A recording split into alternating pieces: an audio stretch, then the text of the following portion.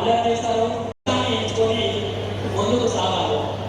So అబ్బాయిలు అమ్మాయిలు ఎవరైనా డిగ్రీ చదువుతున్నప్పుడు కొంచెం అల్లరి ఉంటుంది, అది కామన్. అందరికంటే ఎక్కువ అల్లరి చేసే విధానం అంటేనే వాళ్ళ మనసులో కూడా ఏది ఉంది, కల్లా కప్పడం లేకుండా వాళ్ళు ఏది ఉన్నట్టు మాట్లాడతారో వాళ్ళకి ఫ్యూచర్లో కూడా తొందరగా సక్సెస్ అవుతారు. ఎందుకంటే మనం చాలాసార్లు చూస్తున్నాం, చాలా మంది స్టూడెంట్స్ ఐఎమ్ సిన్సియర్ అనుకుంటారు, డిసిప్లిన్ కాదు, ఆ చదువు ప్లస్ డిసిప్లిన్ అయినా still we are best of best. అన్నిట్లో కన్నా మనం వీఆర్ ఫార్ ఫార్ బెటర్. కారణం ఏంటి?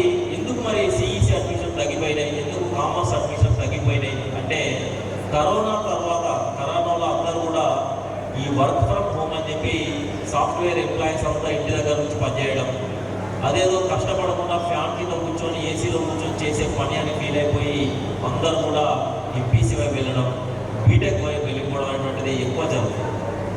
సో తద్వారా మన కామర్స్ అడ్మిషన్ అనేటువంటి మెల్లిమెల్లిగా తగ్గుతూ వచ్చింది. ఇవాళ చూడండి, ఇంటర్మీడియట్ ఫస్ట్ ఇయర్ పిల్లలు, డిగ్రీ ఫస్ట్ ఇయర్ పిల్లలు మీ కామర్స్ క్లాస్లో ఎంత స్ట్రెంత్ ఉంది, మొన్ననే మీతో పాటు జాయిన్ అయిన బీఎస్సీ పిల్లలు ఎవరైతే సైన్స్ పిల్లలు ఉన్నారో వాళ్ళ స్ట్రెంత్ను ఒకసారి కంపేర్ చేయండి. ఇదంతటికీ కారణం ఏంటి? ఈ కామర్స్ విద్యకు మన ముఖ్యంగా మన తెలుగు రాష్ట్రాలలో బట్టి ఈ పిచ్చి నమ్మకం ఉంది, ఇంజనీరింగ్ అనేటువంటిది ఒక క్రేజీ ఉంది, మిగతా దగ్గర లేదు. ఈ కామర్స్ తగ్గిపోవడం కారణం దీంట్లో మన తప్పు కూడా ఉంది. నీకే కామర్స్ లెక్చరర్, నేను I should admit the mistake. So కారణం ఏంటి అంటే మన బీకామ్ పిల్లలు కొంత నిర్లక్ష్యంగా ఉండడం, కొంత కెరీర్ పట్ల సరైన దృక్పథం అలవర్చుకోకపోవడం, జీవితంలో సరిగా తొందరగా సెటిల్ కాకపోవడం. దీంతో బీకామ్ చేస్తే ఏమొస్తుంది, ఇంజనీరింగ్ చేస్తే ఏదో సాఫ్ట్వేర్ కంపెనీ ఏదో ఒక జాబ్ వస్తుంది, ఏదో ఒకటి అయిపోతుంది అనేటువంటి ఒక దురభిప్రాయాన్ని మన వాళ్ళే, మన బీకామ్ పిల్లలే. ముఖ్యంగా ఎప్పుడైతే కరోనా వచ్చిందో, కరోనా తర్వాత ఉన్న బ్యాచ్ పిల్లలందరూ రాష్ట్ర వ్యాప్తంగా, నేను అనేది మన ఒక నలంద డిగ్రీ కాలేజీ గురించి కాదు, రాష్ట్ర వ్యాప్తంగా తలా ఒక చేసి దీన్ని అనుభవించేసింది. దాన్ని కొంత లిఫ్టప్ చేయడానికి సహకరించింది.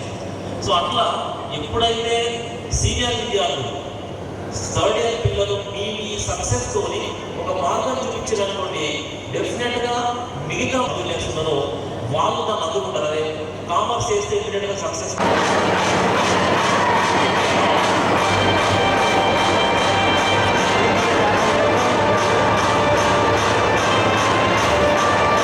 ఆవేదన వ్యక్తం చేస్తున్నారు, చేయకపోతున్నారు, మరి బయట ఉన్నా లేదా?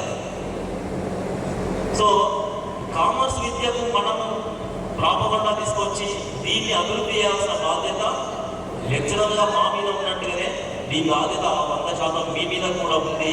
కనుక విద్యార్థులంతా కూడా కామర్స్ ద్వారా లైఫ్లో సెటిల్ కావాలి, సెటిల్ అయ్యే ప్రయత్నం చేయండి. సో తద్వారా మన కామర్స్ విద్యను బతికించండి. లేదంటే ఒక 10 సంవత్సరాల తర్వాత మీరు బీకామ్ చేసినా అని చెప్పుకోవడానికి సిగ్గుపడే పరిస్థితి, అయ్యో బీకామా అని చెప్పి మిమ్మల్ని గేలి చేసే పరిస్థితికి మీరే తీసుకురావాలి. మీరే ఆ పరిస్థితిని తీసుకురావద్దు. మీరు మంచిగా సెటిల్ అయినప్పుడు, ఎందుకంటే ఇంతసేపు సాల్వ్ చెప్పినప్పుడు కామర్స్ ఉన్న అవకాశాల గురించి బోలెడు అవకాశాలు ప్రతిసారి మేము క్లాస్లో చెప్తున్నాం. ఇవాళ చూడండి, రేవంత్ రెడ్డి గారు స్కిల్ యూనివర్సిటీ అని పెట్టి, స్కిల్ యూనివర్సిటీలో అందించే కోర్సులన్నీ మన కామర్స్ కోర్సులే. కామర్స్ రిలేటెడ్ కోర్సులు దానికి 90% ఉన్నాయి. తర్వాత హెల్త్ కేర్, లైఫ్ స్టైల్ సంబంధించి 20% ఉన్నాయి, 80% మన కోర్సులే ఉన్నాయి. అంటే బీఎస్సీ చేసిన వాడైనా, బీటెక్ చేసిన వాడైనా, బీకామ్ చేసిన వాడైనా, బీఏ చేసిన ఏ స్టూడెంట్ అయినా వచ్చి మళ్ళీ ఏ కోర్సు నేర్చుకోవాలి, మన కామర్స్ స్కిల్ నేర్చుకుంటేనే మనకు ఉద్యోగ అవకాశాలు ఉన్నాయి, లేకపోతే ఉద్యోగ అవకాశాలు లేవు. ఎంసెట్ చదివే స్తోమత లేదు, ఆర్థిక స్తోమత లేని వాళ్ళు, చదివేంత మైండ్ స్టేటస్ లేని వాళ్ళు, అంత ఆ సబ్జెక్టు అర్థం చేసుకునే కెపాసిటీ లేని వాళ్ళు ఉన్నా కూడా బలవంతంగా దాన్ని తోసేపడుతున్నారు. అట్లాంటి పిల్లల్ని మీరంతా కూడా ఎంకరేజ్ చేసి మన కామర్స్ వైపు జాయిన్ చేయించాలి. ఇంటర్లో సిఈసిలో అడ్మిషన్స్ పెరిగేటట్టుగా ప్రతి విద్యార్థి, ప్రతి కామర్స్ విద్యార్థి కూడా ఒక సైనికుల్లాగా పనిచేసి రాబోయే రోజుల్లో మన కాలేజీ నుంచి కామర్స్ డెవలప్మెంట్ కోసం రకరకాల ప్రోగ్రామ్స్ నేను మీకు ఇస్తుంటాం, మీ సార్లు కూడా ఇస్తుంటారు.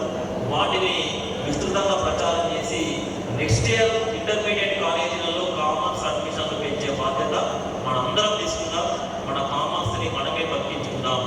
నెక్స్ట్ ఇయర్ ఆ ఇయర్లో మనం చేసే ఫంక్షన్ ఒక 3-4 సంవత్సరాల తర్వాత మళ్ళీ పూర్వవైభవం కావాలి, మళ్ళీ ఒక పెద్ద ఫంక్షన్ హాల్లో మనం కామర్స్ ఫ్రెషర్స్ పార్టీ చేసుకోవాలి. ఇలాగా మీరంతా కృషి చేయాలి.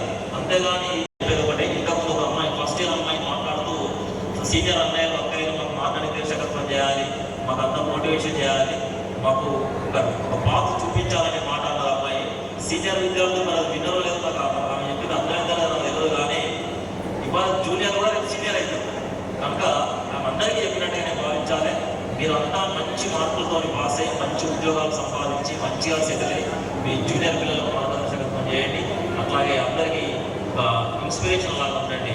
సో ఈ సందర్భంగా అందరినీ మరొకసారి అభినందిస్తూ బీబీఏ అండ్ బీకామ్ పిల్లలందరినీ ఫస్ట్ సెకండ్ థర్డ్ ఇయర్ పిల్లలందరినీ అభినందిస్తూ అందరికీ ధన్యవాదాలు. Thank you.